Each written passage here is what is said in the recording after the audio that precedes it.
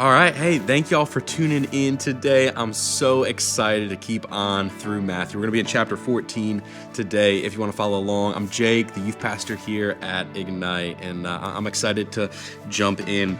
This is one of the most famous stories in the Gospels. And actually, fun fact, this story that we're going to be looking at, the feeding of the 5,000, is the only miracle that occurs in all four Gospels. And every Gospel has a little bit of a different take, a little bit of a different emphasis on the story. And I love the emphasis that Matthew puts on this story, really empowering and equipping the disciples. So let's jump in. We're going to start in verse 13. And it says this: "Now when Jesus heard this, he withdrew from there in a boat to a desolate place by himself." A quick note, Jesus has just found out that his good friend John the Baptist was killed. And so Jesus, he's mourning, he's trying to find a place to get away. It says he withdrew in a boat to a desolate place. But when the crowds heard it, they followed him on foot from the towns. When he went ashore, he saw a great crowd, and he had compassion on them and healed their sick. So Jesus, in the midst of mourning, in the midst of finding out that his good friend John the Baptist has been killed, he sees this crowd coming to him, and Jesus isn't annoyed or frustrated with them in this moment, but instead he has compassion on them, and so much so that he begins to heal their sick. It says, "Now when it was evening, the disciples came to him and said, 'This is a desolate place, and the day is now over. Send the crowds away and go into the villages and buy food for themselves.' But Jesus said, 'They need not go away. You give them something to eat.'" I love that Jesus now is putting the burden on the disciples. Hey, why don't you give them something to eat?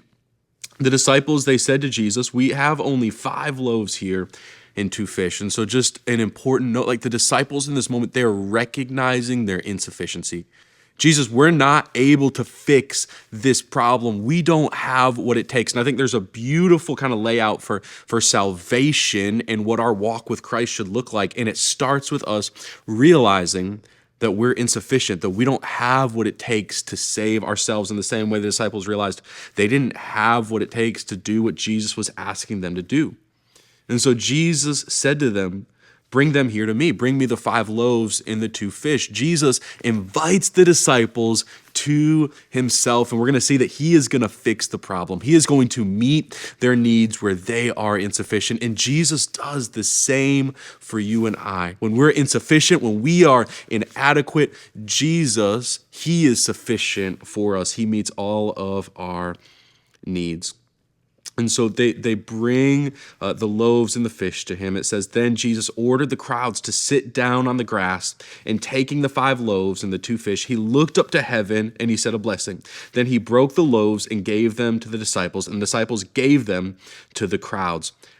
I love that Jesus is the one who did the miracle, and yet he gives the food to the disciples to distribute. Jesus not only meets the needs of the disciples where they are insufficient, but then he empowers them to go out and to be part of the miracle themselves. And Jesus does the same in my life and in your life. Where you are insufficient, Jesus meets all of your needs, but he doesn't leave you there. He equips you and he empowers you to go and be part of the miracles that Jesus wants to do in the lives of those around you. And so be encouraged and challenged today. Like how are you being a part of the salvation that Jesus wants to bring to the people around you, to the freedom he wants to bring to those around you, to the joy and the peace in the midst of any circumstances that Jesus wants to bring to those around you. He doesn't want to do that himself. He wants to use you to do that. That's what he loves doing. That's what we see in this story, and that's what I'm challenged here with today as we go through